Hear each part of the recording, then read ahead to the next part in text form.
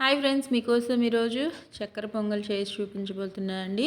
ఇది నా స్టైల్లో చేస్తున్నాను. ఈ రెసిపీ చాలామందికి తెలిసే ఉంటుంది. అయినా సరే నా స్టైల్లో ఒకసారి చూసేయండి. మీకు ఎలా వచ్చిందో కామెంట్స్లో పెట్టండి. మీరు ఎలా చేస్తారో కూడా నాకు కామెంట్స్లో పెట్టండి. నా రెసిపీ అయితే సూపర్గా ఉంది. చూడండి, దగ్గర నుంచి కలర్ఫుల్గా ఉంది, టేస్టీగా కూడా ఉంది. చాలా ఎమ్మీగా ఉంటుంది. ట్రై చేయండి. ప్రాసెస్, ఇంగ్రీడియంట్స్ క్లియర్గా చూపించి చెప్తాను. రాని వాళ్ళు కంపల్సరీ ట్రై చేసి మీకు ఎలా వచ్చిందో కామెంట్స్లో పెట్టండి. నచ్చితే లైక్ చేయండి. ఇంకా కుక్కర్ తీసుకుంటున్నాను. ఇలా కుక్కర్లో చేసుకుంటే ఈజీగా అయిపోతుంది. నేను 1/4 వంతు కప్పు బియ్యం తీసుకున్నాను. మిగిలిన పావు వంతు పొట్టు లేని పెసరపప్పు తీసుకున్నాను అనమాట. అంటే మీరు ఏ కప్ అయినా ఏ గ్లాస్ అయినా తీసుకోండి. 1/4 వంతు బియ్యం, పావు వంతు పెసరపప్పు గుర్తుంచుకోండి. ఇంకా తీసుకొని చక్కగా వాష్ చేసేసుకొని నీట్గా దాన్ని వాటర్ కూడా మీకు కొలత చూపించి చెప్తాను. వాష్ చేసుకున్న తర్వాత మనం కొలుచుకున్న కప్పుతోటి నేనైతే 2.5 కప్పు వాటర్ వేస్తున్నాను. కరెక్ట్గా 2 వేస్తే పొడి పొడిగా వస్తుంది. మనం 2.5 వేసామంటే కరెక్ట్ కన్సిస్టెన్సీ, చక్కెర పొంగల్ కన్సిస్టెన్సీ వస్తుంది. 2.5 కప్పు వాటర్ వేసేసుకొని చక్కగా అలా అనేసుకొని మూత పెట్టి ఒక 3 విజిల్స్ ఉంచేసుకోండి. మనకి రైస్ కాబట్టి 3 విజిల్స్కే ఉడికిపోతుంది, మెత్తగా ఉడికిపోతుంది. ఇబ్బంది ఉండదు, టైం కూడా ఎక్కువేం పట్టదు. ఇంకా స్టవ్ వెలిగించేసుకొని 3 విజిల్స్ పెట్టేసుకుందాం. ఈలోపు అది కుక్ అయ్యేలోపు ఇదిగోండి కావాల్సిన ఇంగ్రీడియంట్స్: జీడిపప్పు, ఎండు కొబ్బరి, మీ దగ్గర పచ్చి కొబ్బరి అవైలబుల్గా ఉన్న తీసుకోండి. బెల్లము, పంచదార కూడా వేస్తాను. ఎంత వేస్తానో కూడా ఇప్పుడు చూపిస్తాను.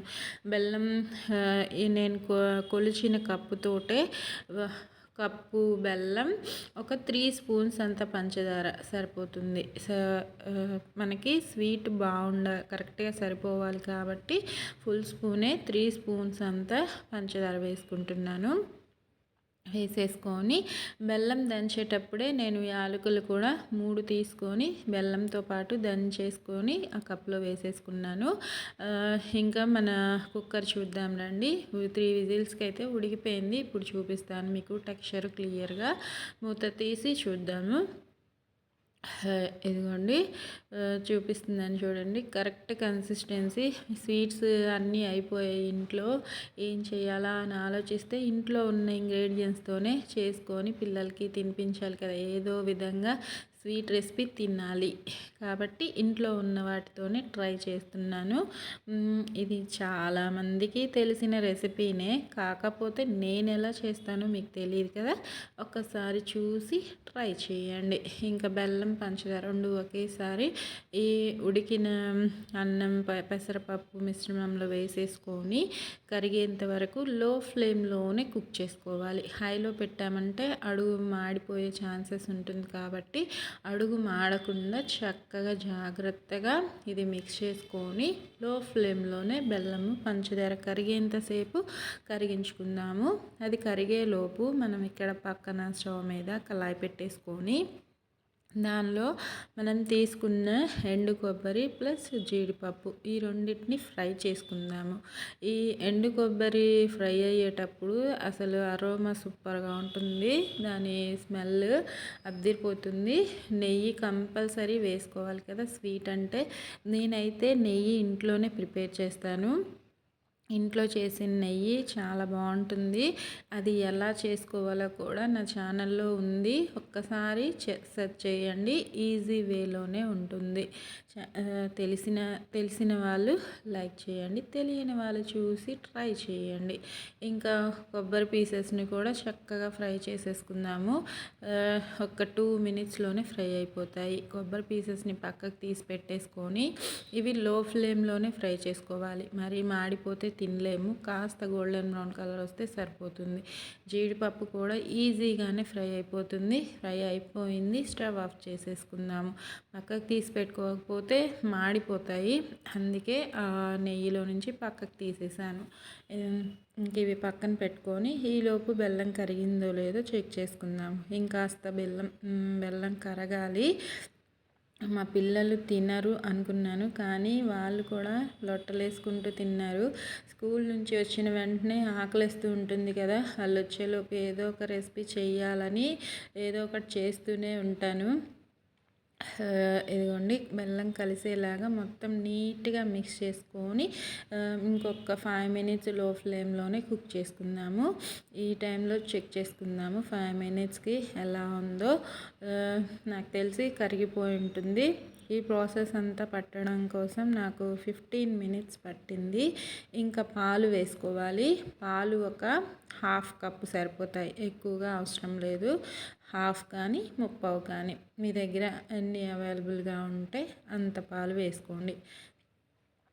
వేసుకొని చక్కగా మిక్స్ చేసుకుందాము. ఈ పాలు వేసిన తర్వాత ఒక్క 5 మినిట్స్ ఉంచుకుంటే సరిపోతుంది. బెల్లం కరిగిపోయింది చూడండి. ఇంకొద్దిగా ఉన్నట్టుంది, లోపల కనిపిస్తున్నాయి కదా చిన్న పీసెస్. ఇంకా ఇది లూజ్గా ఉన్నప్పుడే స్టవ్ ఆఫ్ చేసేసుకోండి, ఎందుకంటే మళ్ళీ లూజ్గా గట్టిగా అయిపోతుంది. మరీ గట్టిగా అయిపోతే తినలేం కదా. నేను చూపిస్తాను కన్సిస్టెన్సీ. అలా ఉన్నప్పుడు స్టవ్ ఆఫ్ చేసేసుకోవచ్చు.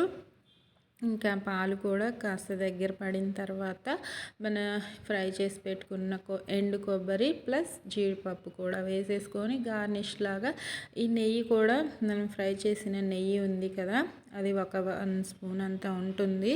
అది కూడా వేసుకొని పైన చక్కగా ఎంజాయ్ చేసేయడమే. వేడిగా తినండి, చాలా ఎమ్మీగా ఉంటుంది.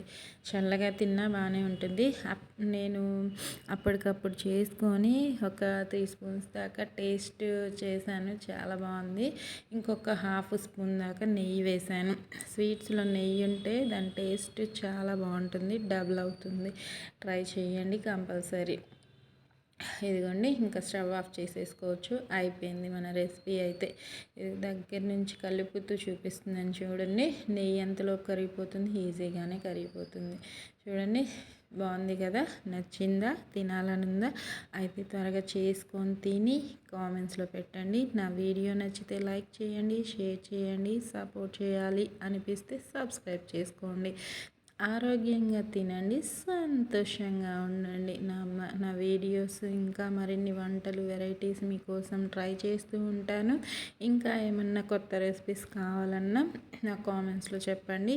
ఈ రెసిపీలో ఏమన్నా డౌట్స్ ఉన్నా క్లారిఫై చేస్తాను, కామెంట్స్లో చెప్పండి. ఓకేనా friends? Thank you for watching. Bye friends. Taste కూడా చేసేసాను, ఎమ్మీగా ఉంది. నేను చెప్పడం కాదు, మీరు ట్రై చేయండి. Bye friends.